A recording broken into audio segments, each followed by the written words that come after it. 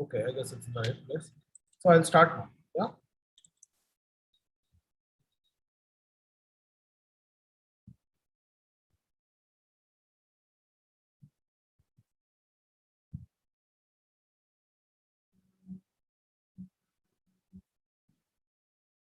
Okay. So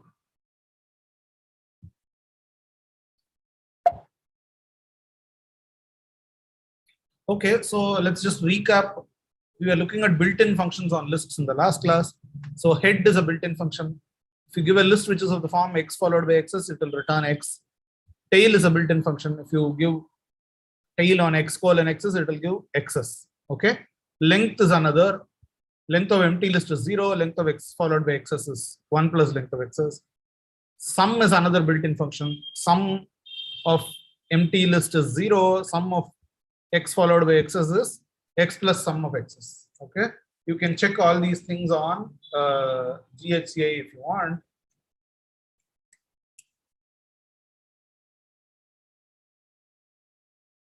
You can say sum of 0 dot dot I don't know.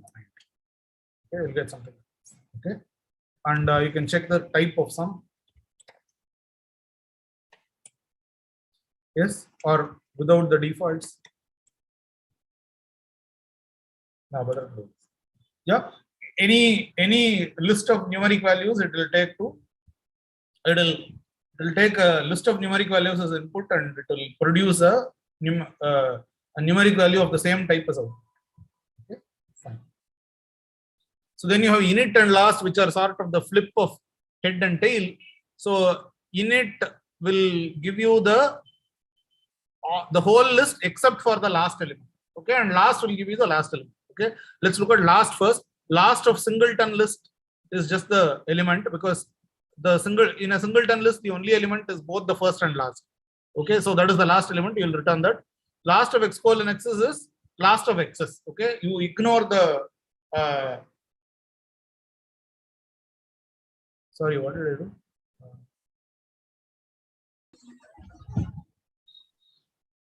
Right, it is the last element in x's. That's right. Yeah. So fine. And now init is everything but the last element. So if you have a singleton list, then you will return the empty list, because that is the last element, and you remove the last element, you will be left with an empty list. Otherwise, you will retain the first element but go and take the init of the x's. Okay, so init of x colon x's is init of x colon init of x's. So these are two other built-in functions. So if you go here and check init of, I don't know, 1 dot 100, you will get the list which has all elements from 1 to 99, as you can see. Okay. Okay, great. You are able to see the screen reasonably, right? It's all reasonably visible, right? Someone please confirm. Yes, sir. Yes, sir. Okay. And the font size is okay, or should I increase it? Yeah. So if you ask, okay for somebody asks me to increase, I'll increase. Okay. Good. Okay. Then you have the reverse function, which will take a list and produce its reverse. And the way it does it is to reverse the list into the empty list, where reversing into another list is basically saying. So I can show you what it is that actually happens. So suppose I want to define. So this is a typical technique that you will always use. Okay. Suppose I want to. So here is the usual thing for reverse. Suppose I want to define reverse, not reverse but reverse into, and reverse into of L1, L2 or AL. I want to say is reverse of L plus plus A. Okay. This is what I want to do. And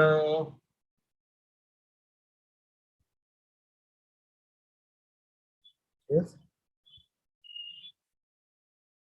Okay. And so this is how I want this to be defined. Let us say my reverse is the usual reverse. Reverse of empty list is empty list. Reverse of x colon x's equals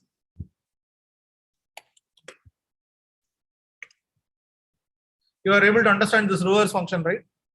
reverse of or my reverse, I should say, because reverse is built in. Let me just say.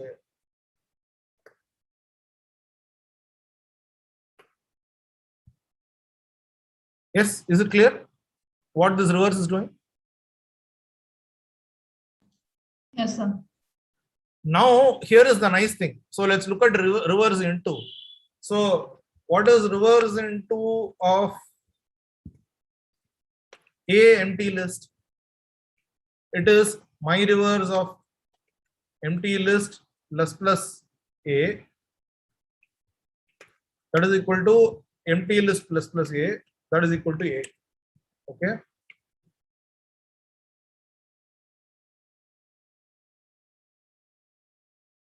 Okay. Now see the magic here. What is reverse into of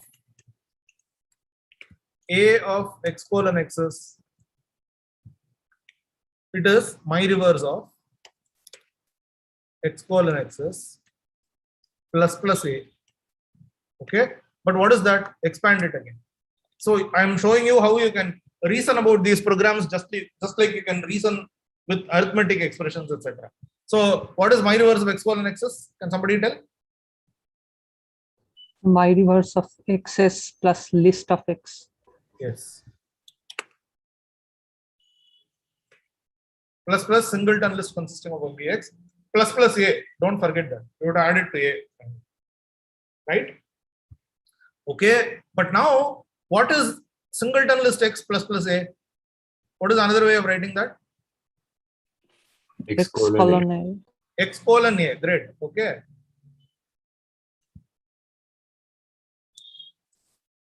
Okay. So let's write it that way.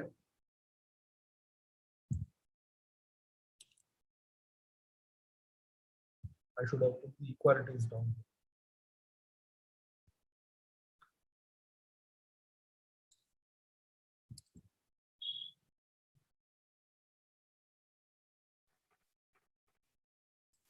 Okay.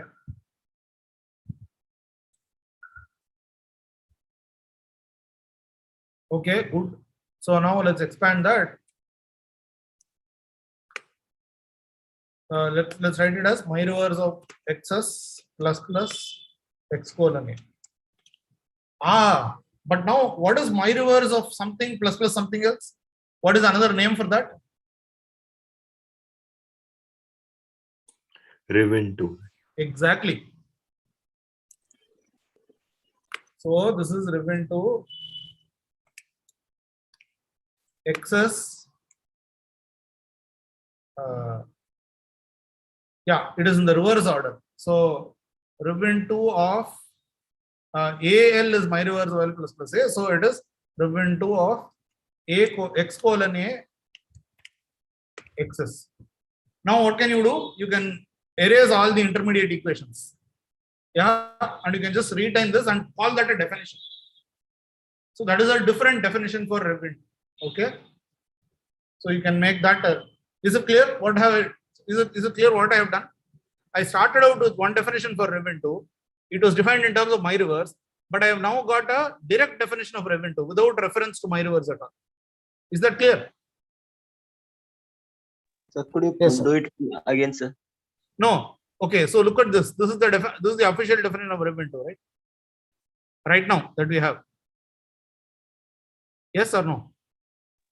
Yes, sir. Okay. Good. Now I have proved two equations about rev into.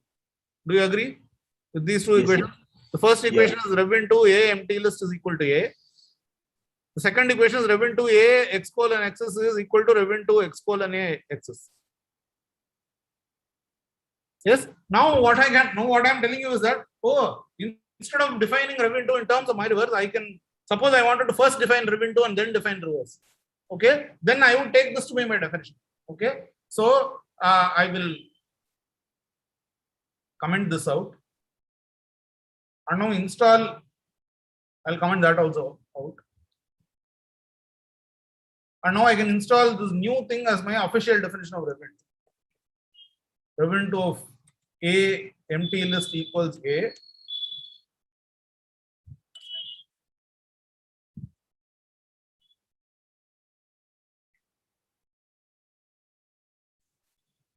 rev into of A x colon xs equals rev into A colon x xs. Yes.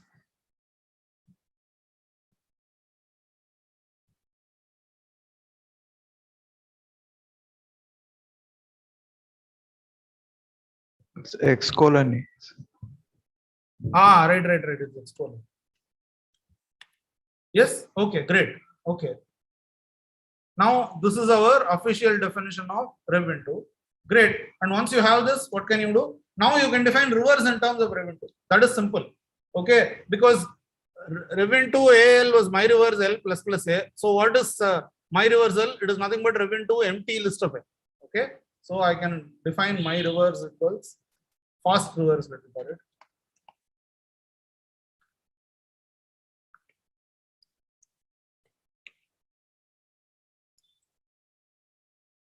Okay, that's it. So this is a fast reverse. Why is it a fast reverse?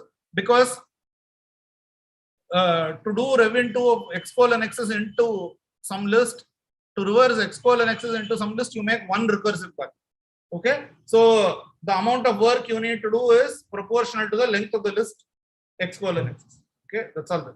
Okay. So can you move it up? Like I can't see the bottom of the screen. Okay. Sorry. Okay. Can you see it now?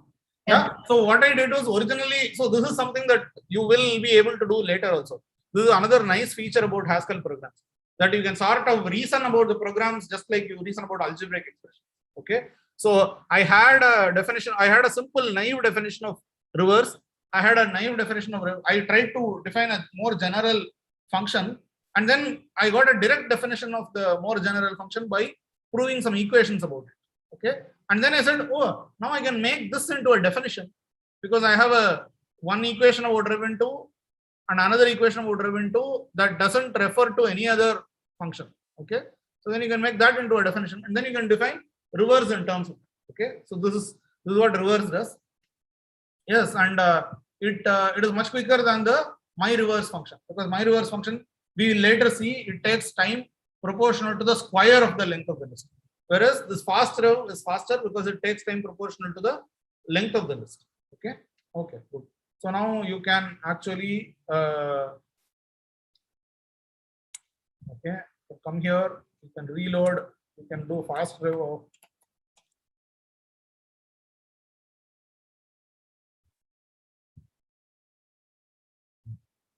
Sorry.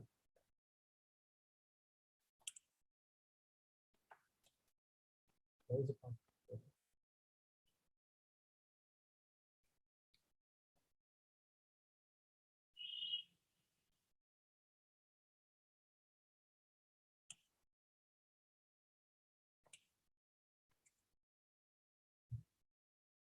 Why is it not working? Okay. Load. Oh, I have not loaded it. Load lecture. Now it is working. Sorry. I hadn't loaded. Yes. Can you see this now? You can do this for any large array list also. It will quickly give you. Now all the time that was taken was to print out the stuff. Calculating the reverse itself won't take much time. Okay, so let us get back. Can you show how much time it would take for the normal reverse? Oh, for the normal reverse. Okay, yeah, I can do that.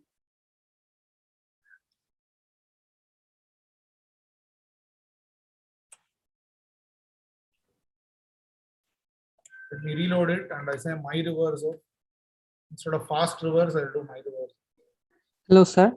Yes. Sir, the rev into takes in two lists as input, right? Yes. So at the end, you have defined fast reverse of is equal to rev into of only the empty list. Yes, but don't you recall what we talked about earlier? This is one of the features of Haskell. So who asked to find out how many times it takes? Okay. 13. Yes, sir, I remember it.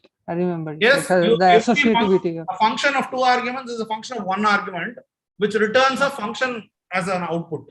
Okay. Take an input and return a function as output. So therefore, if I don't give an input, so I'm just saying that this whole function itself is rev into applied on the empty list, and that itself is a further function. Okay. Which expects another list and then outputs it. Okay. So if we had written fast reverse of X, then we would write rev into Yeah, empty list exactly, X. exactly. If Okay, you had okay. written first reverse of L, then you would have written rev into empty list L. Okay, okay. And who asked to see the time? This thing. This takes 13.15 seconds, and then the fast rev would take how much time? That took some 0.74 or something, if I remember right. Okay. And even this is not clear because there is some amount of time required to type it out. Okay, so if you ignore that, it will be perhaps even small. Even the difference will be even more. Okay, so you can see the difference, right, in the running time between these two versions. Okay, so there is a built-in reverse function which is part of the standard library, and that works exactly like our fast rev. Yes. Okay, you can see the time, right? 0.62 seconds is what it is. Okay, so let us move on. So there are more built-in functions. Take NL returns the first n elements of L. Drop NL returns all but the first n elements of L. And these are the definitions. We went through this last time. Okay. Take of you cannot take anything from an empty list, so you will return an empty list. If you want to take n elements from X colon X's, if n is less than or equal to 0, then you are not taking anything, so you are just returning the empty list. Otherwise, you take the first element and then you take n minus 1 elements from the rest. Okay, X colon take n minus 1 X's. Whereas drop means you have to drop n elements. If you have the empty list, there is nothing to drop, so you will return the empty list. If you want to drop fewer than 0 elements, then you are not dropping anything at all. So drop n of X colon X's. If n is less than or equal to 0, you return X colon X's. Otherwise, you have to drop the first element anyway and then drop n minus more element, n minus 1 more elements. So you are saying drop n minus 1 X's. Okay, one thing. It is very convenient sometimes to have a split at, which will give you a pair. The first part of the pair is the first n elements. Second part of the pair is all the remaining list, the list that remains after dropping the first n.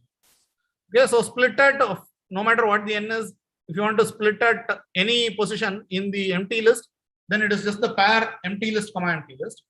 If you want to split at n of X colon X's, if n is less than or equal to 0, then you are not taking anything at all. Okay, you cannot take 0 elements or fewer than 0 elements. So the take part will be empty, and the drop part, you are not dropping anything either. So the drop part will be X colon X's. Otherwise, you first split at n minus 1 of X's. Okay, that will give you some Y's comma Z's. Then what you need to do is you have to just return X colon Y's and comma Z's, because you have to you keep the first element on hold.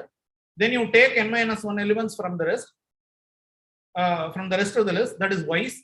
You drop these elements and take the remainder, that is Z's.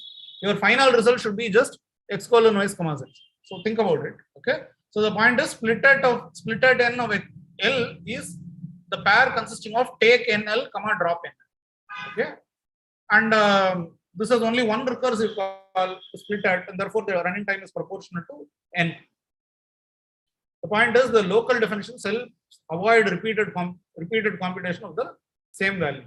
Okay, so you don't do split at n minus 1 for the take part once and then again split at n minus 1 for the drop part. Okay, you just do one call. Okay, so now these are all some notations and some basic functions on lists that we saw. One important thing that I hadn't mentioned is this, which I said you could use in the assignment solutions also, I said, but formally I hadn't introduced this, so let me introduce this now. So this is called list comprehension, and it is a way of building new lists from old. Okay, and it is exactly like set comprehension in mathematics. Okay, so for instance, you might say the collection of all X belonging to L, which is some set such that L is even, and then you might say, oh, consider X squared where X belongs to L and X is even. Okay, that is my set M. This is the kind of definitions that you are familiar with in your school mathematics, right? So you can do exactly the same thing in Haskell with very, very minimal change in syntax. Okay, so you instead of set you will use list. Okay, and X squared is X raised to the power 2. That is the exponential. That is the exponentiation operator. Okay, and then instead of saying belongs to L, you say left arrow L. Okay, it sort of looks like belongs to.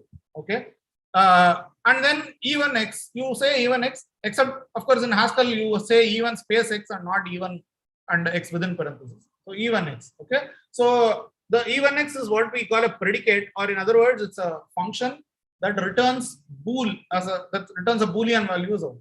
Okay. Is it clear how to do this? So I have a question. So what does belongs to L mean? So what is L? L is a set. So x belongs to L. So So here in Haskell, here in Haskell, L is a list. You have one list and you create a new list from that. So new lists from old, this says, right? So the old list is L oh, okay. Sir. and the new list is M. Okay. This is the notation. We will later see how this notation is not, it's actually, this notation is actually a combination of some other built-in, some other library functions, but we can do that later. Okay. Here are some examples. If you want to look at the divisors of x, you can say, divisors of x is nothing but all y, such that y belongs to 1 dot dot x and x mod y equals 0. Is this clear? Let us just write this.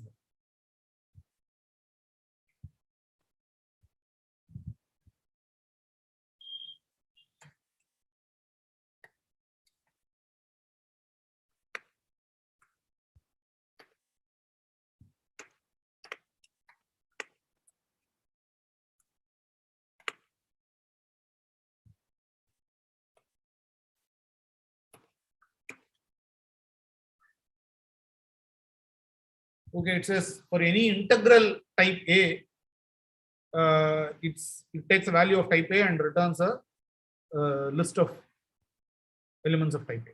Okay, so let's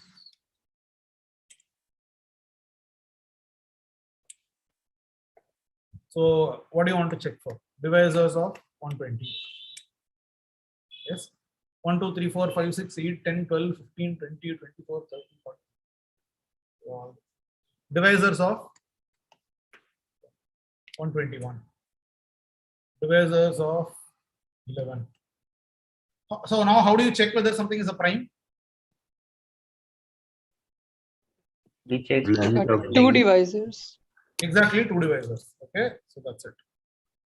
So all okay. So right, to check whether x is prime, you just check whether is that one of the problems that I've given in the exercise in the assignment.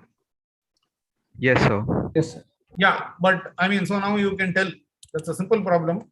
How do you check whether something is prime? Though it is not very efficient. You should note that. We'll figure out what I mean by efficiency, etc. later. So can somebody supply the definition?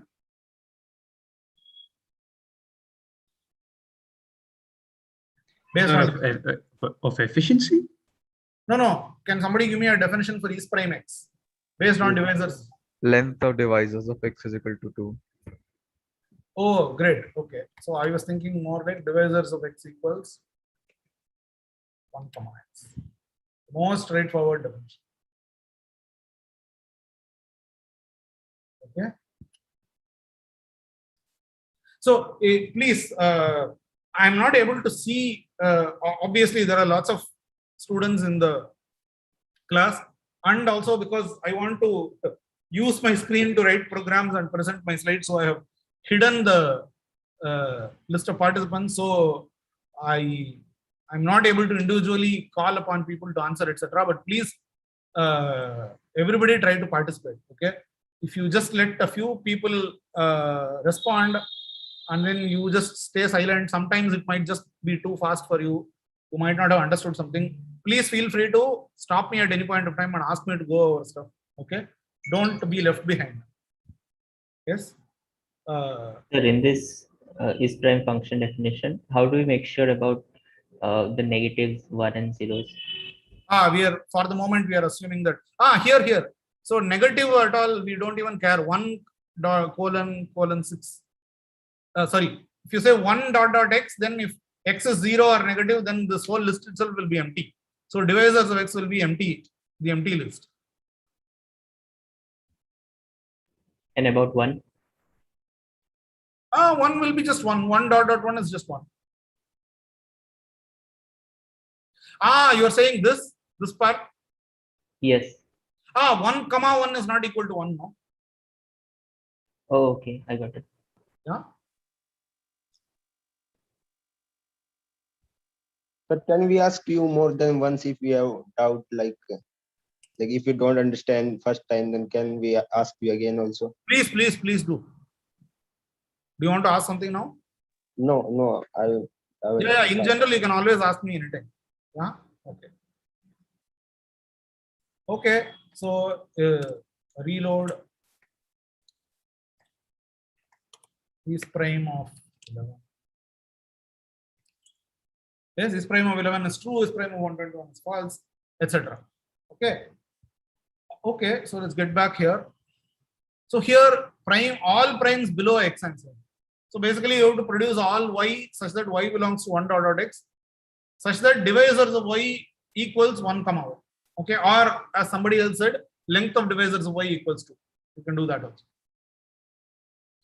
Right. So this is good. So this part here is called a generator. Okay. Basically, you start with an old list that's called a generator. Pick every element from that list, apply some condition on that list. This is the condition that I am applying. This is called filtering. You take a list, filter out based on some criterion, okay, and then finally apply a function on top of it. Okay, so take an original list, filter out based on some criterion, and extract a sublist, apply some function to every element in the sublist, and that is what you get using your list comprehension. Here I am just saying y, but you could also say y squared for all we know, right? We have seen that, right? So here is an example where I am showing that you can use multiple generators. Okay, you needn't restrict yourself to using one list and then performing a sublist or whatever, creating a sublist or a function applied to every element of sublist. You can also do something like this: all pairs of integers below 10. Okay, so you first say collect. So let x be any element from 1 dot dot 10. Let y be any element from 1 dot dot 10. Give me all pairs x comma y such that x and y are like this. Okay. So let us just program this. So we can do it here itself. Xy such that x belongs to 1 dot dot 10. Y belongs to 1 dot dot 10. So what do you see in this enumeration?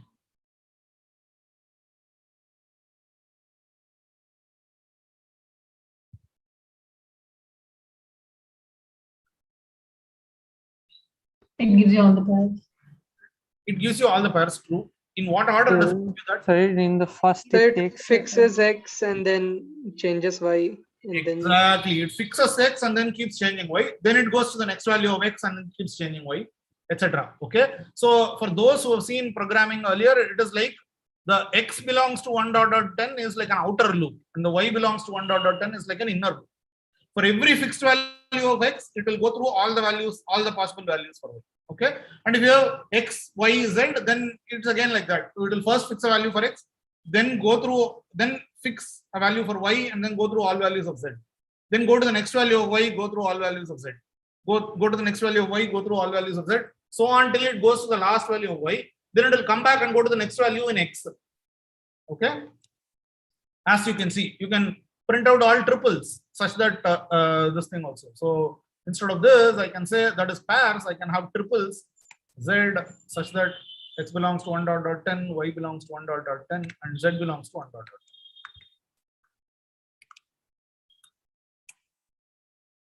10. Okay, again, you see, right? So 10, 10, and then you go from 1 to this thing, but before that it was 10, 9, 10. 10, 9, 1, 10, 9, 2, 10, 9, 3, etc. here. Okay, and then before that it was 9, 5, etc., etc., then 9, 6, 9, 7. Okay, so this is the order in which it goes. Is this clear? Okay. Like nested loops, later generators move faster. Okay, that's the point. Here is a more interesting thing: all Pythagorean triples such that the values are all less than 100. All Pythagorean triples where each individual component is less than 100. Okay, so this I can program here. So let's say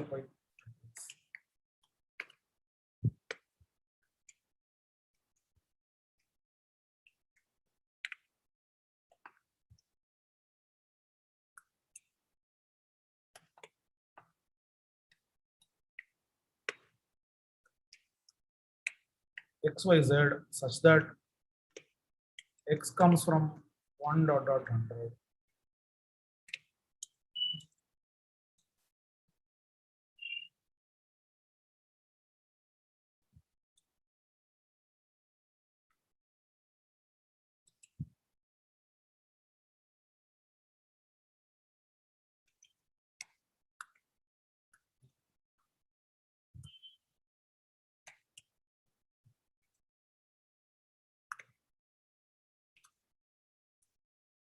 Finally, what is a Pythagorean triple?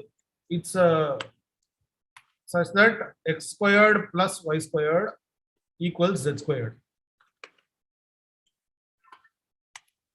Okay. Okay. So this is this thing.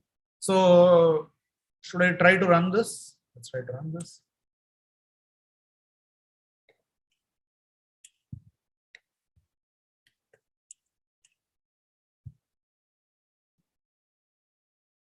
Oh, great. Something has come out. But then can you notice something in this? There is some redundancy in this. What is X and Y are interchanged. Yes, X and Y are interchanged, and then you are counting that as the same.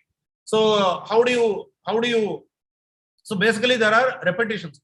3, 4, 5 is there, but also 4, 3, 5 is there, and these are really the same triples, right? You don't want to really distinguish between. So I can put x less than or equal to y.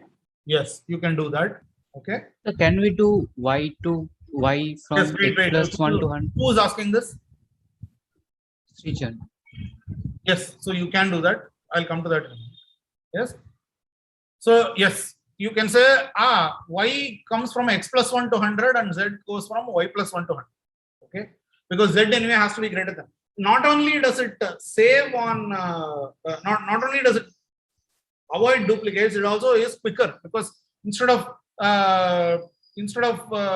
so you fix any value of x, instead of going from 1 to 100, you are only going from x plus 1 to 100. You see, so you're saving work.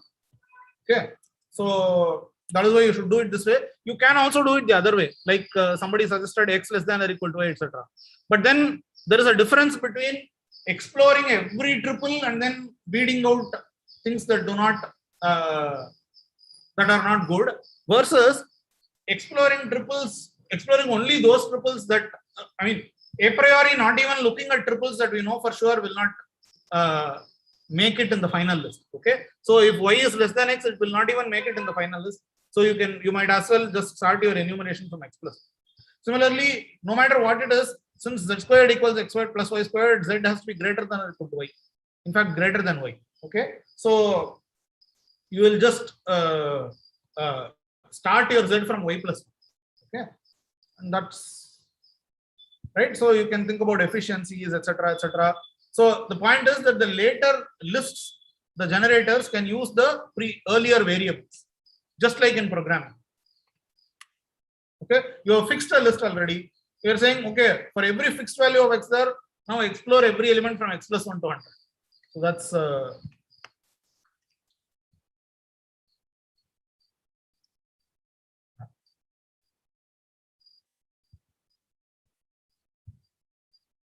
Sir, could you do one thing? Could you run is prime function on the number 999331? I just want to find out how fast it is when I was doing my assignment. 1 second. Let me just...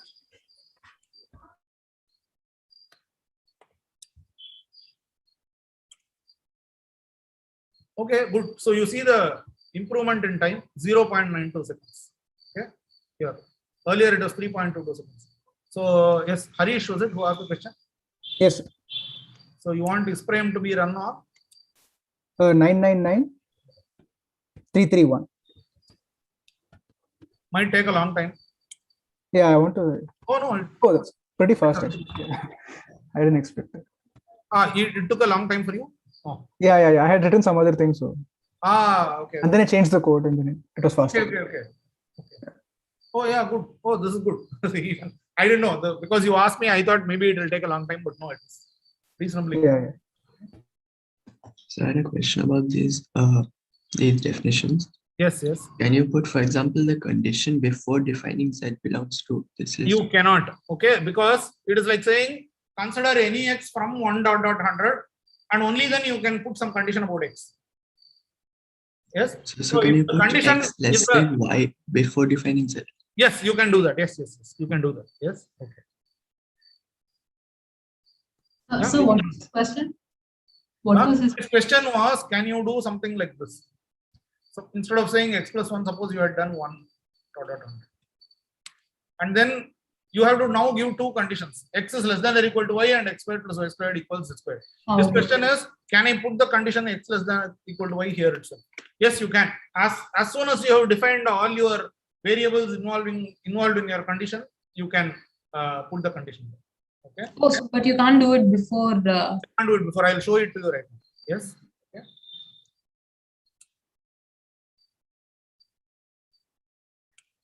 See, this compiles, but let's just compare how much time this takes.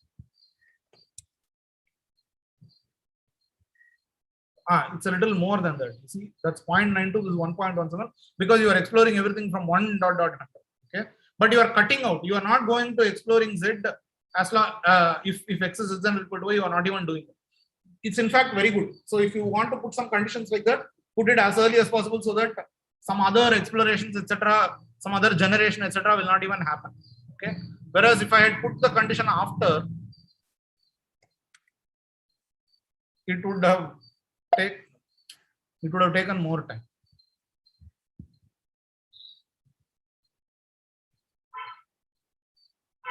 Suppose I put this condition here.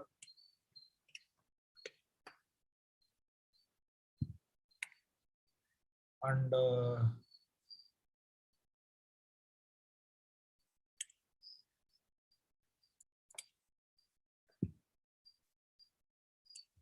this will take, oh, okay, this is even okay. So even here you're not doing the square, etc., etc. So there is some time saving here. But now, so we are anyway moving z from y plus 1 to 100. So therefore time is. So that will, yes, right. Right. So it doesn't matter. Yes, that is true. Right. But if you did this, then that is the difference. But okay, so now coming back to the question that he asked, you cannot now take this condition and put it here, for instance, because y is not yet defined. You see. So now this will give a error message. Okay, when I try to load it. See, variable not in scope, y it says. Okay. So so you like, so we saw that this one, so the on your screen it says 1.11 seconds, right? So why did it still do it quickly? We don't know. Sometimes DHCA will store whatever you had earlier and it will do it quickly. No, and as somebody explained here, it's doing it quickly because Z is being explored only from y plus 1 to 100. Yeah, okay. That's out enough things. Okay.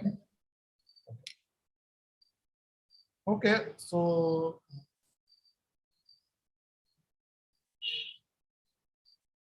so let me get back here.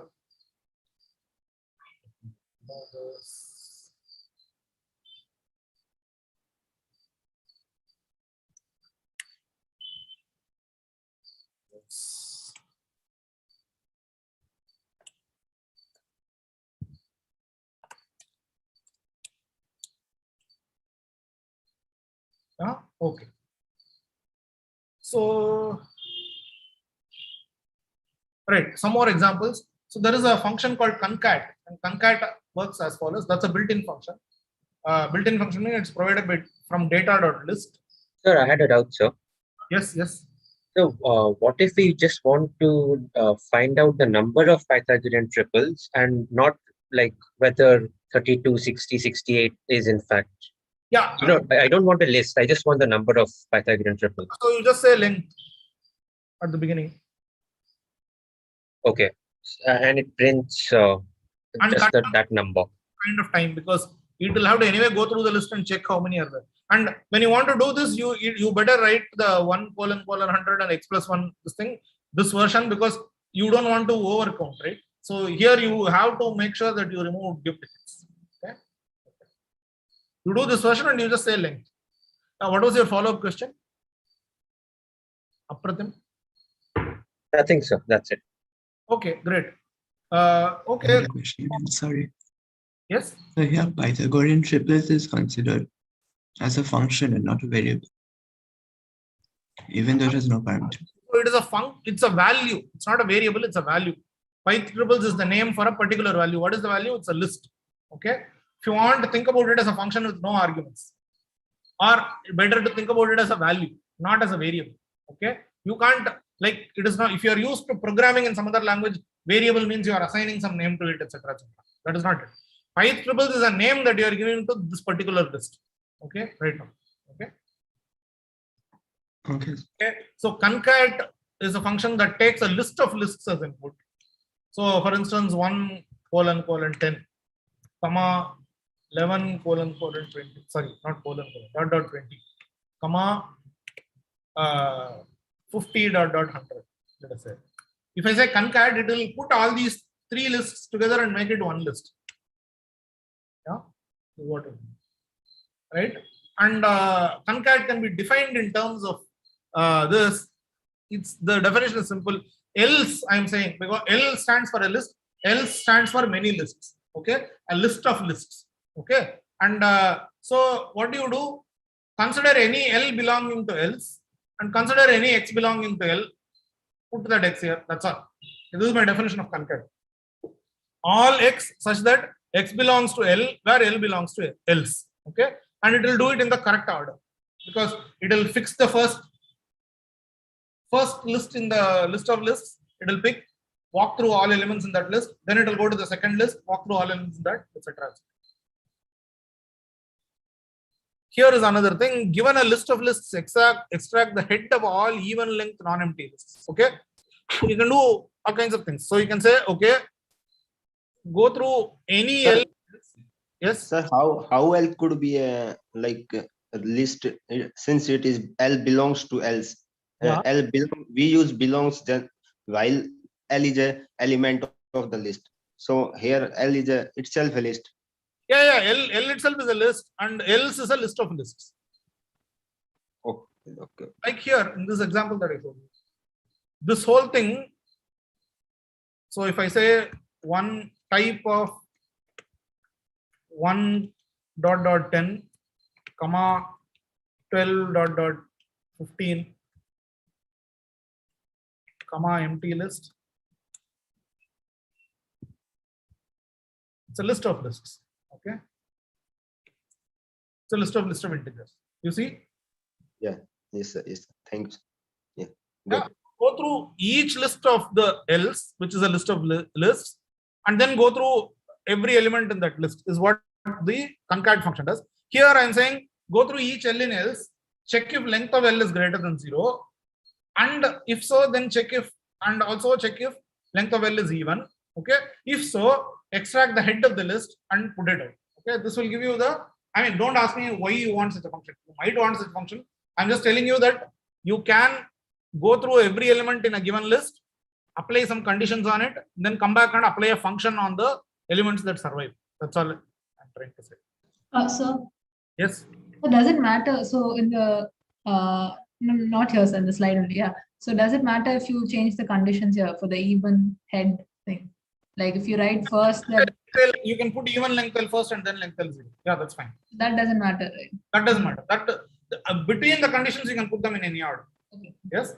Okay. But now see, here is an important point. You needn't necessarily. So here I am saying L belonging to L such that length of L is greater than 0. I am saying instead you could have also written not null of L. Okay. But instead you can just use patterns here. So it is not necessary that you should use only a single variable name here. You can use a pattern here.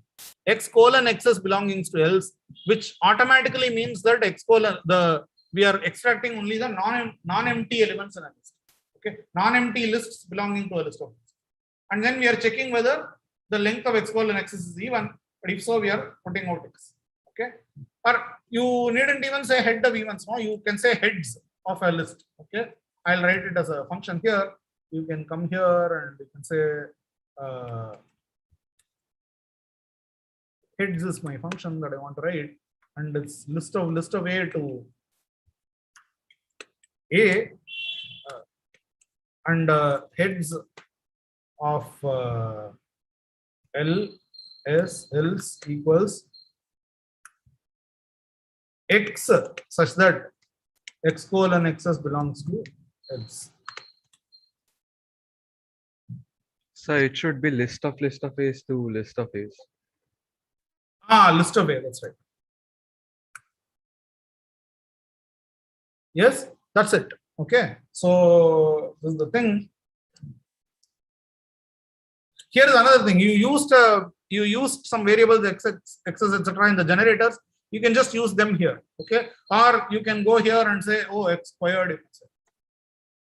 Okay, I want only the squares of the first elements. But let me.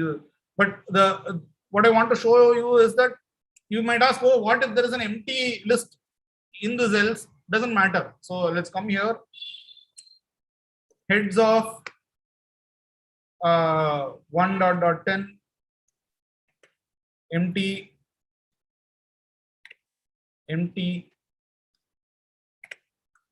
2.4 empty 58.100. Doesn't matter. Okay, you will still get 1 to 50. These empty lists will be skipped because you are checking only for elements that match this pattern, and only non-empty lists match that pattern. Is it clear? That you can use patterns instead of mere names here. Tell me you're sure, and then I'll go ahead.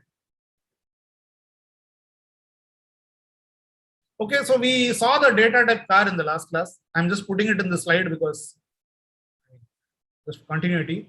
We saw this 2 upper, etc. We saw how to exactly do this.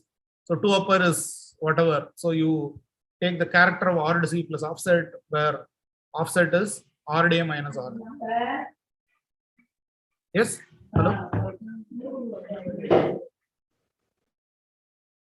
Does somebody has a question to ask?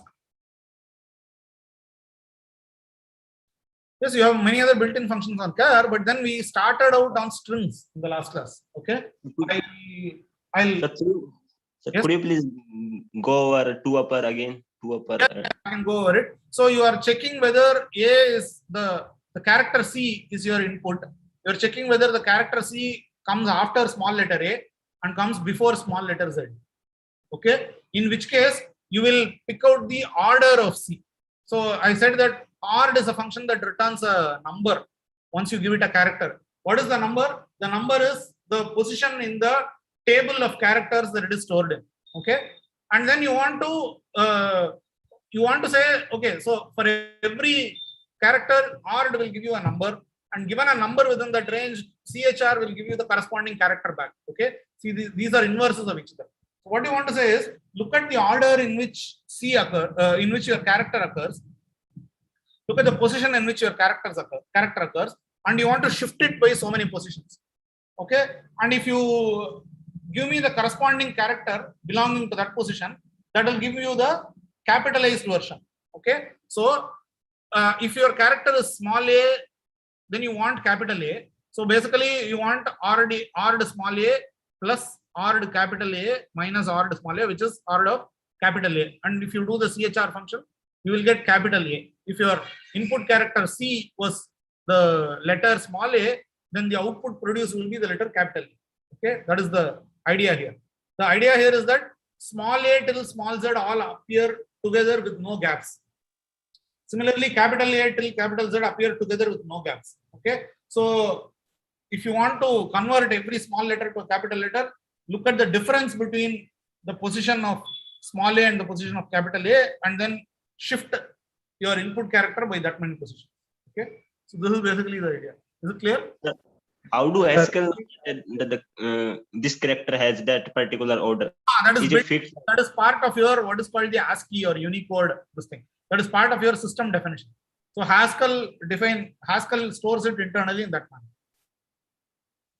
It should store characters. It should store.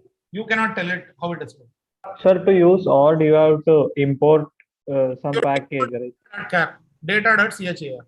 So should you do that in the program itself, like when you're writing the program? Yes, in fact, I can import data.char. Okay, and then you can also say, don't import everything in data.char, but just import ORD and CHR. These are the only two things I want. Just import those. Okay, sir. Okay, sir. Yes. Yes. Somebody else has a question.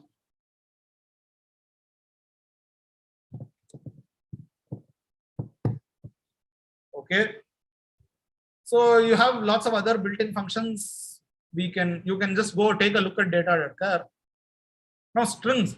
String is just a sequence of characters. In Haskell, string is nothing but list of char. Okay. So this is called a type synonym. You can use the word type, keyword type. This means that I will use this type name string, but it is nothing more than list of char. Okay. You can use these two type names interchangeably is what it is. Okay. It is just another name for list of characters. You have a special syntax for strings. Instead of saying, writing a list and putting colon H, colon, not colon, H within quotes, E within quotes, etc., etc. You can H within single quotes, E within single quotes, etc., etc. You can simply write it together with double quotes around. So that is just syntax. That is just a what we call syntactic sugar. Syntactic sugar is some other form which is easier to read for humans, but internally it gets translated to this. Anyway, yeah. Can we check the type synonyms in GHCI? You can check for info, I think.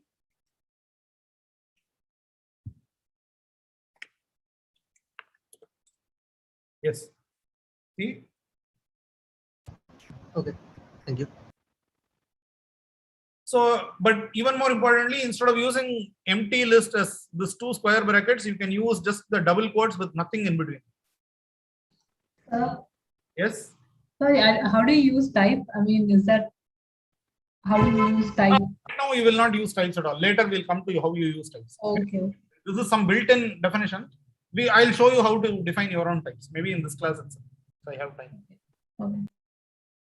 Yeah, recall that this square brackets without anything in between is the empty list of all types, and for strings you can just use double quotes with nothing in between. You shouldn't use double quote and put a space in between. That would be a non-empty string. That would be a string with a space in with one character, namely a space. Okay, so it should be. So suppose we have hello 1. So in the hello 1, the number 1 would be stored as character, right? Yes, yes, yes. Can we convert it into number somehow?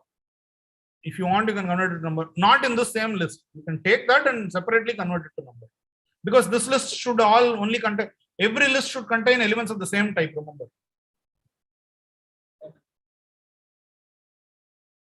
Right. So the nice thing about this definition for string is that all the list functions like length, reverse, take, drop, etc., will all automatically work on string. Okay. You don't need to do any extra work because they have been defined for all lists, so they will also work for string. Okay, that's very nice.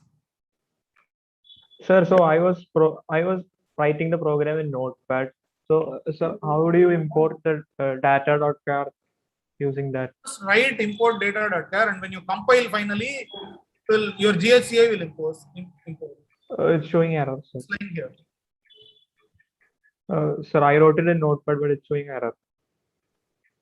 I don't know about Notepad, unfortunately. Later, can you, after the class, maybe you can share your screen and we can. Okay, sir. Okay, sir. Okay. It might be that check whether you put any space unnecessarily before, etc., etc. Okay, sir. Yeah, the import should start from on column 0 of your this thing. So and the import should be towards the very beginning. Okay, that also. Okay, sir. Okay, sir. Okay, here is a nice example. Occurs. Occurs asks whether the character C occurs in the string S. Okay, and this is simple. We saw it last time. If your string is empty string, then no matter what character you're checking for, the answer is going to be false. Otherwise, your string is A followed by S, some letter A followed by not the letter A within within quotes, single quotes. Any the variable A is a name for any character, followed by S. That's a list of characters. you want to check whether C occurs in that, you check whether C is either C is equal to A or C occurs in X. Okay, that's basically it. Is this clear? This is just a version of the general function called lm on list, which checks whether a value is an element of a list. Okay, and you can check whether what the thing is. That's a built-in function, so we can write our own mylm. Its type actually is EQA implies A arrow. This EQA etc. business I will talk about in the next class, in the next lecture itself.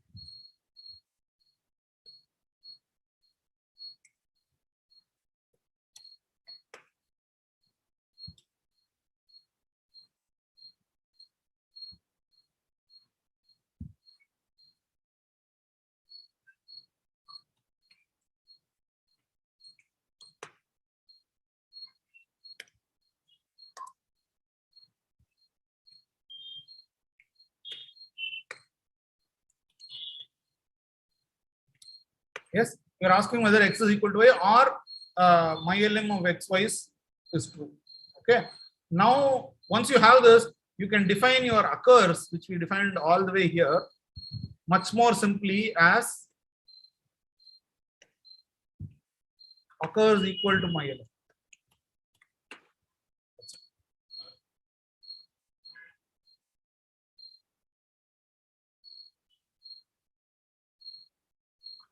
Sir, can you repeat why you defined mylm separately from occurs? Once more, yes, mylm is. Why did you define mylm separately from occurs? Separately from? Occurs. I mean, first you defined Because mylm. I defined it for characters and strings. Mylm is for any list whatsoever. As long as the values of the list allow an equality test. Yes, that is why I am saying EQA arrow, A arrow, list A arrow. EQA implies A arrow, list arrow. Is this clear? So yeah, so that's the thing. So now you can come and did I save it? Then come here and reload, and I can say occurs of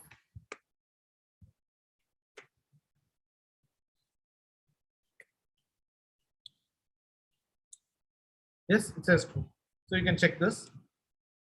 Okay, capitalize. Okay, this is another function. And capitalize, I want to take a string.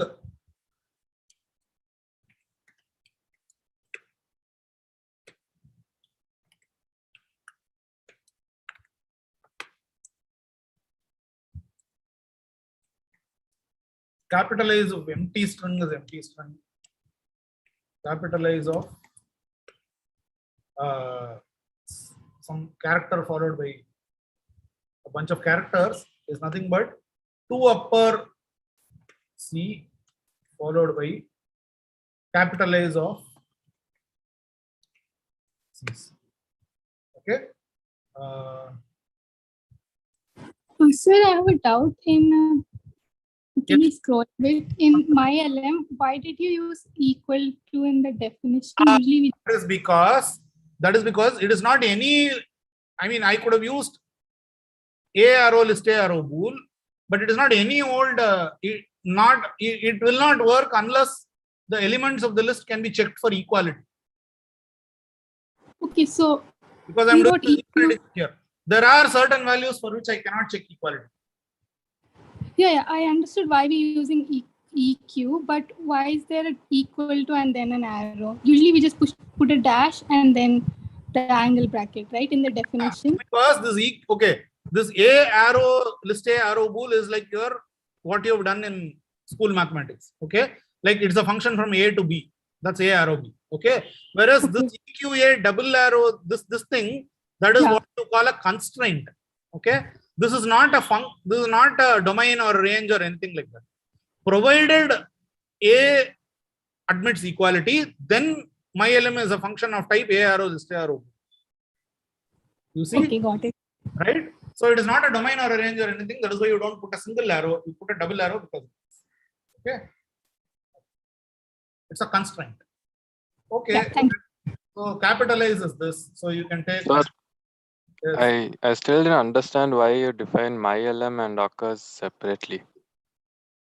Very true. I could have just used mylm here. Yes, so that is true. So I could have just said mylm. You don't need to separately do this. I can come here and just say mylm of. Very true. I needn't have done. That is because I just originally I said occurs, and I wanted to show that it is just an instance of something much more general. Could have just done the same thing here. Yes. Okay. Yes, sir. I don't know why I keep using Abraxas. I think it is some character in Harry Potter, I think, who doesn't appear in the books, but it's some ancestor of Malfoy or somebody. One has to check. So please check and tell by the end of the class if you can. Sir, his grandfather. Okay. Who said this? Sir, Swaminathan. Great. Good. Extra marks for you.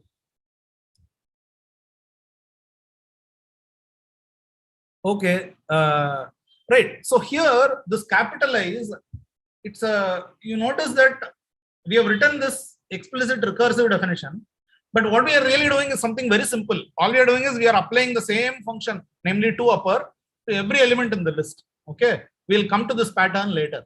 Okay. This is a common enough pattern that you do not necessarily want to define it by induction every time. Okay, applying the same function to every element in the list is a very common pattern. We'll see how you handle that maybe 2 classes from now.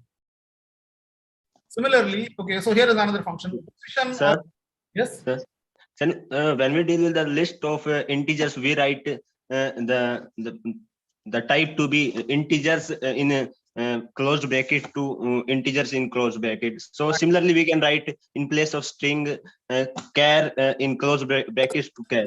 Very good. Yes, you can write it because there is nothing that stops you from doing that. I can do that and it will still work.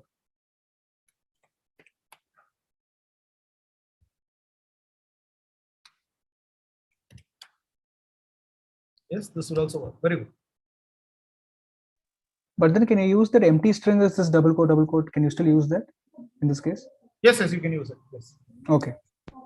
But all you can, but if you say list of A, then you can't use double quote. Okay. The moment you use double quote, it automatically means list of characters. Okay. Okay. You cannot use double quote in place of the empty square bracket. Okay. Yeah. You can use empty square bracket in place of double quote. That you can understand. Yes. Because the empty square bracket thing is a more general thing. It can be used in more places. But the double quote is only used in for strings. Okay. Okay, understood.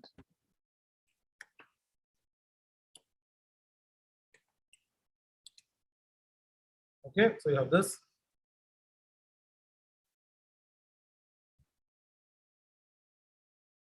Okay, so here is another example. You want to check the first position in the string is where the character C occurs. Right, but now you have a problem. The character C might not occur in the string S at all. In which case, what do? You need to have some convention. You know that what are all the positions in the string is? The positions are 0, ... till length is -1. Okay. If the string has 5 elements, then the positions are 0, 1, 2, 3, 4. Okay. So if you return the position to be actually length of S, then that would signify that C does not belong to the string S. Okay. This is the thing. So how do you program this? So here, for example, position of A in battle axe is 1. Okay. Position of B in battle axe is 0, whereas position of D in battle axe is 10. Because there are 1, 2, 3, 4, 5, 6, 7, 8, 9, 10 letters. So the positions are 0 to 9. So position 10, if you return, then that means that small d does not occur in battle axe. Okay. So here is a program to do that. Let's just write this.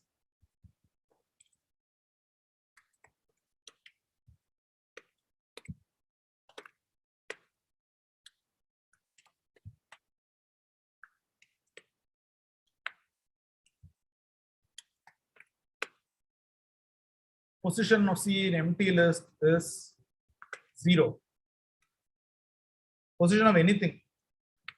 It doesn't matter what the character is. The empty list does not contain any positions, so you just return 0, right? Because if you say 0, if a string will have the position 0 in it only if it is a non-empty string. An empty string has no positions in it. Okay, so you're returning length of the string 0. That's fine, consistent with what you want. Position of C, the character C in some D followed by D is okay. So you check whether C is equal to D, or I can do it this way. If C is equal to D, then what will you return? 0. 0. Then 0. Yes. Else, Position of DS, CDS. is that all or something? 1 plus position. Okay, CDs. Okay. So this is good. So from here, reload position of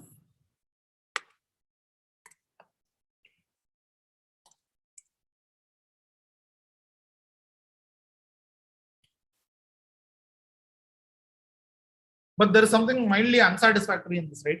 You don't want, so you are saying you are giving the first position, that's fine, but what you really want is that you want what do you want the result to be? The result is not really an integer. You want the result to say, okay, either the character does not occur in it at all. If that is so, you need it to explicitly say it. Otherwise, you want it to say that okay, it occurs and it occurs in this position. Okay. So for that, okay, what you use is, instead of this, you use something called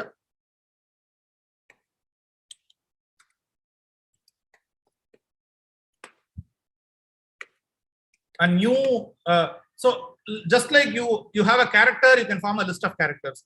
You have an integer as a type, you can form list of integers as a type. Okay. So what is this list forming? List forming is a sort of an operation on types. Given a type, it will give you a new type. Similarly, I will give you another type forming operation called maybe. You can think of as giving you an optional integer. What do you mean by optional integer? Because the character that you are asking for the position of this character in a string, it might not occur there at all, in which case you want to say no, it does not occur. Otherwise, you want to say that it does occur and it occurs in this position. So you want to give the option of no, it does not occur. So that's why it's called optional. Instead, in Haskell, it's called maybe. And any maybe int has two kinds of values. One value is called nothing. Okay, it's called nothing with a capital N. The other values are all look like just J with a capital just with a capital J and then an integer. So maybe int. So the values in maybe int are start a comment and I'll say that maybe int has values nothing, just 0, just 1, just 2, just -1, and so on. Is it clear? Int has values 0, 1, 2, -1, -2, -3, whatever. But maybe int will have every int value will be preceded by a just. It is either just an integer or it is nothing. Okay, so that is what you mean by maybe int. Similarly, can somebody tell me what all values maybe char will have? Maybe bool, that is simplest. What all values does maybe bool have? Don't know. Don't know? Yeah. Like this logic. What all values does bool have? Nothing. True and false. Okay. So now what all values does maybe bool have? Nothing. Yes. Who started saying nothing? Yeah, I did. Nothing, just true, and just false. Exactly.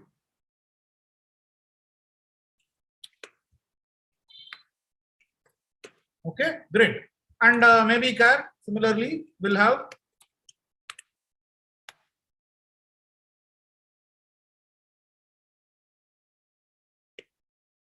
Yes, so in the position method, in the position function, if we write something in the battle axe, if we write some z position z, then it would just give an error.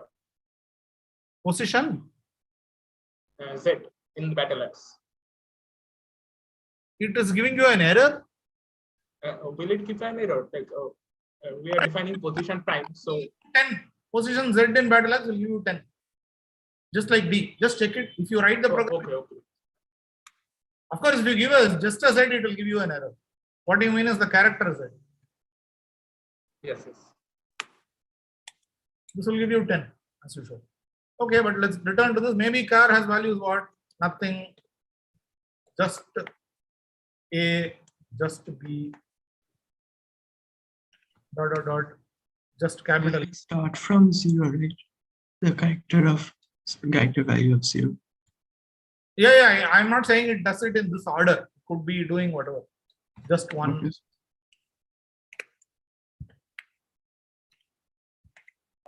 Sir, what happens if we put just 0 equal to 0 in GHCA? I mean, are they the same?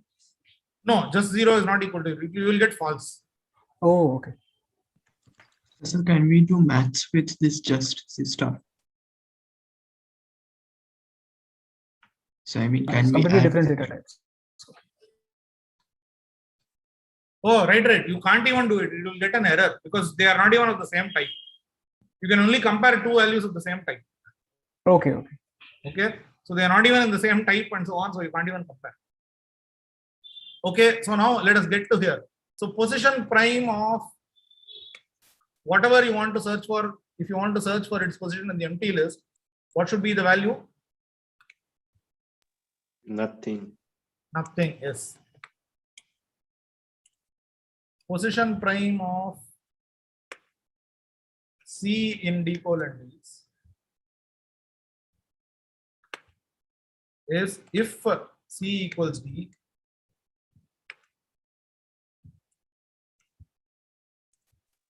then what do you give?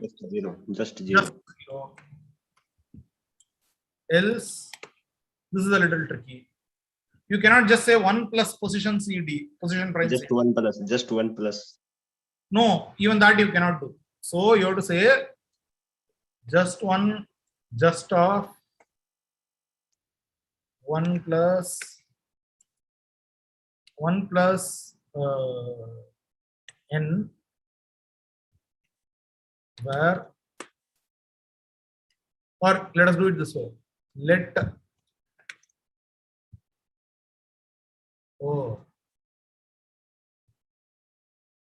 okay, so you need to do a little work here. Okay, else so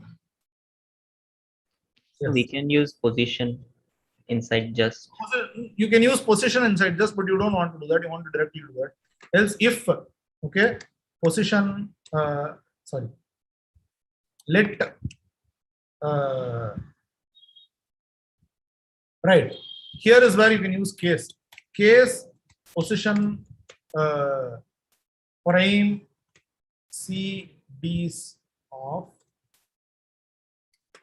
if position prime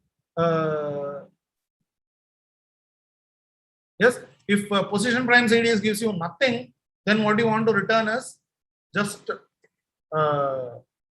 you want to return nothing. Otherwise, you want to return just n plus 1. Is the logic clear? That's what we've done this now.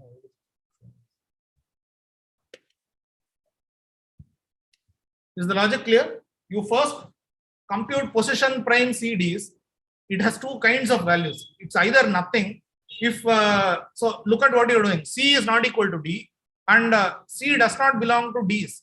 In which case, the position prime CDs gives you nothing. You have to propagate the nothing and say nothing again. But if C belongs to D's, then it will have a position n. You need to add 1 to that. So if the value there is just n, you want to put just a 1 plus. Is the idea clear? But now you have a much better idea of how to do it, and this is the use of maybe. Maybe is very useful in situations like this. we'll look at maybe in more detail later, okay, as you go along, okay. Right, so that is what I have written here. So values of type maybe t is one value is nothing, then all the other values are of the form just x, where x is of type t, okay. And here is the better position that I wrote. I've just written it there in the GHCA file, which I'll in the Haskell file, which I'll also upload. Okay. Sir, we have written just of x plus 1. So is just regarded as a function by Haskell or something? Yes, it's regarded as a function actually. It's Okay. called a constructor. Okay. So you can just as any value. So just is a thing that is of type a arrow maybe a. Okay. Okay. Just it's a special kind of function called constructors. We can come to that. Okay. Yes. So I didn't understand why maybe int is better than like before. Because there are some cases where, because you do not need to look at the answer and guess whether if you write if you ask position C, position of Z in some long word or long sentence, okay, you return a value and you get a value back.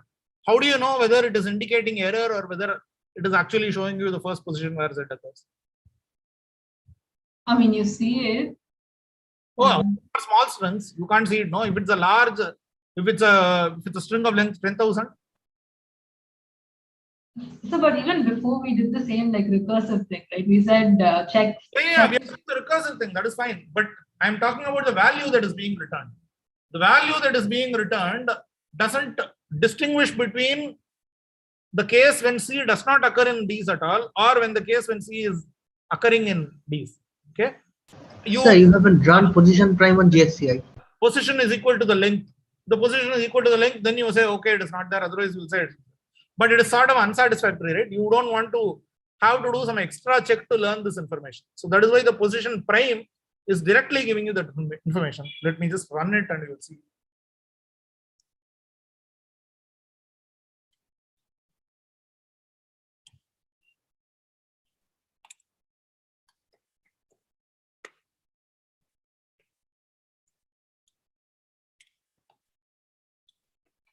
Yes, you return nothing. Whereas if you ask for X, is it better now? I mean, yeah, it's a matter of choice, but it is typically the case that you don't want to, you want your function to provide all the information that it can provide about the problem it is solving. Okay. You don't want somebody to call your function and later go and check whether the position that was returned was equal to length or not, and then based on that do something. Yes. So could you do position Y abrex X without prime? Position Y in this in GSA. Yeah, that will return 7. Without prime. Yeah, without the prime. Yeah. Can we include in that will give you 7. Whereas if you give it with prime, it will give you nothing. Yes. Somebody else had a question. Yes. Yes. Suppose in the position itself, we like what it is returning, and if we check the character at that position, and if it is equal to the given character, then we shall output the length of this.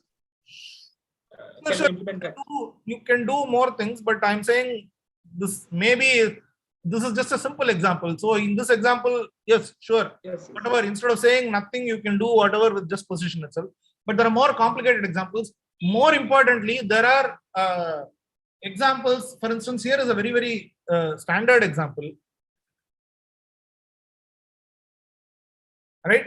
You want to look up. Look up is a standard this thing. So here, who asked how to define your own types? Srimati, right? Yes. Yeah, so I want to consider a list of string comma int pairs. Okay, this stands for mark list. Now, if you just write list of string comma int, somebody reading your program might not really realize what this means. So you can make it easier for the person who reads the program by saying, oh, what I want to represent by this list is the list of marks. Okay, so you can say type mark list equals list of string comma int pairs. Okay, and before I do this, I'll just go to tuples. This word C is an example that we can work out later. It is there in the slides. We can work out later as maybe as part of your tutorial session or whatever. But tuples are just putting together values of different types into. You can have pairs, triples, quadruples, etc. You are used to it in school mathematics also. Pythagorean triples we just saw. Okay, so you can keep multiple types of data together. For instance, here is student info. Suresh, it says 3170. Thankfully, it is not the PIN number of any of my credit cards. So, and then this is 0112000. That is not my birthday either, as you can clearly see. And here, okay, so that's a tuple. Here is a list of pairs denoting marks in a course. Ashwini gets 85, Bharani gets 90, Kritika gets 87, etc. Okay, and here is a pair of int comma int 3 minus 21. You can mix and match types. Here 13 true 97 is a triple of type int comma bool comma int. Okay, you don't need to have uniform types, right? You're just putting together multiple things. You can have a list as one part of a pair. Okay, here the list 1 2 followed by the string ABCD. Okay, both are lists actually. So this is a pair where the first component is list int, the second component is list char. In a pair, you extract the first component. If you're given a pair, you can extract the first component by using the function FST, and you can extract the second component by using the function SND. But this works only for pairs, okay, not for triples and more. Okay, here is a final example which combines which tells you the use of maybe. So you want to look up a name string which corresponds to a name. You will want to look up the name in a mark list and return the corresponding marks. Okay, and what will you do? Look up n in an empty list is nothing because there are no marks at all there. Look up n in a pair. Look up n in a non-empty list. In the non-empty list, the first entry will be a pair name comma marks, then followed by some rest of the list. Then what you will say is if n is the same as name, then you return just marks. Okay. Otherwise, you just return lookup of n comma m. Okay, lookup n in m. And in the case of typically, if you see, lookup is not just a function about mark list.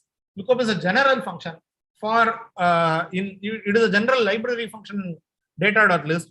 For such functions, you never ever return some default value or some value from which you have to do further processing to figure out whether this element exists or not, etc. Here, in fact, there is no default value that you can give.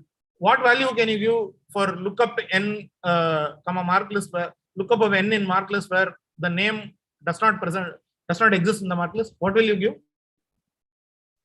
Nothing. Nothing. You can't give like, oh, I just need to return an integer. Maybe I'll return 0 to indicate that this person is not present. You cannot, because legitimately that person might have been present in the exam and might have gotten 0. Okay. So -1. But you might have negative markings in the exam. So don't worry, you don't have negative markings in the Haskell exams, but you might have negative markings in exams. Then yes, it is possible that somebody gets a -1. And also, you would typically want this to not be about list of integers, but list of any value whatsoever, in which case you might not be able to return a -1. What if you are searching in a list of characters? There is no -1 in characters. There is no notion of a default character, right? Typically, these are library functions, and library functions shouldn't assume anything about the thing. So now, who asked this question? Srimati, do you understand why you have to use maybe instead of some other convention?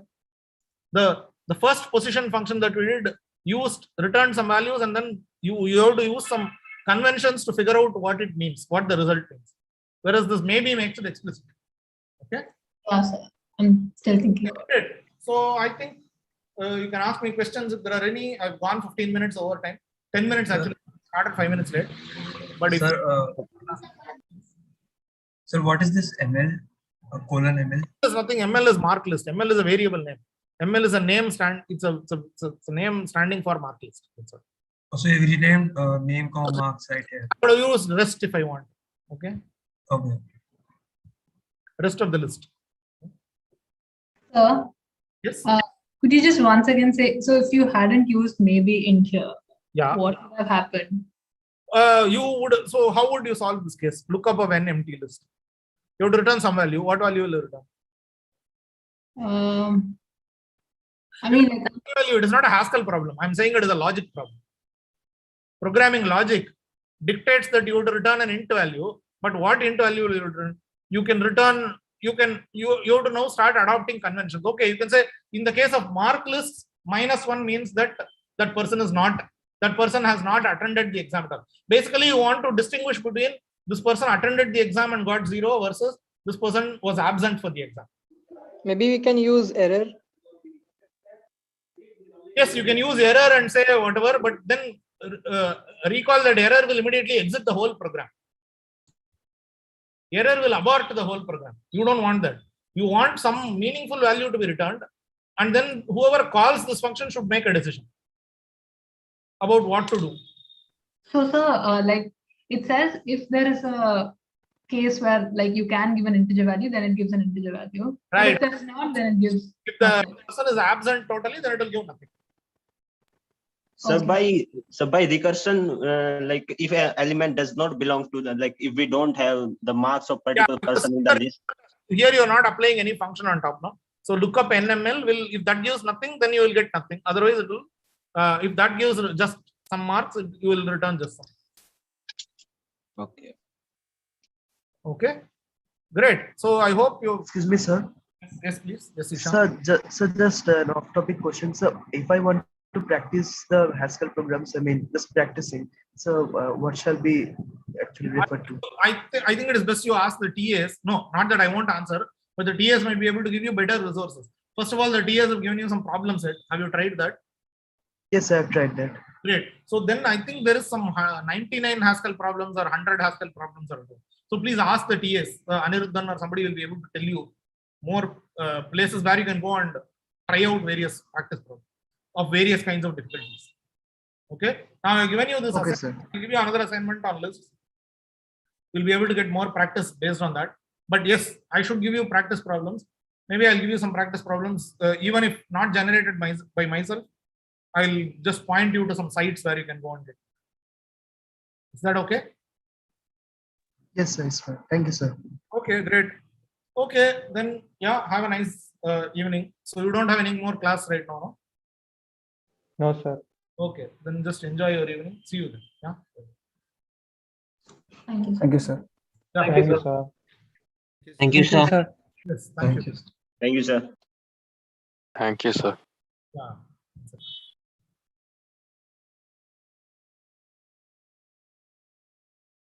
I didn't even see the chat. Somebody wanted to check whether somebody wanted to check something on notebook itself, notepad, etc. Is it still here? Okay. Doesn't seem so.